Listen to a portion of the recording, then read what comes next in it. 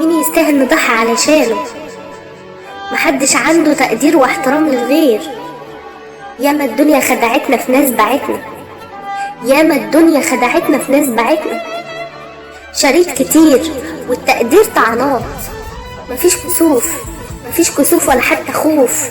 بكرة نشوف أفعالكم دليل على إنكم مش هتشوفوا خير. إزاي عايشين وانتوا بتأذوا الغير؟ إزاي عايشين وانتوا بتأذوا الغير؟ ولا مات الضمير؟ آخر كلمة ممكن أقولها للي زيكم، الدنيا يومين، اوعى يغركم سواد شعركم، اوعى يغركم سواد شعركم. بكرة تعدي الأيام والشعر الشايب يبان.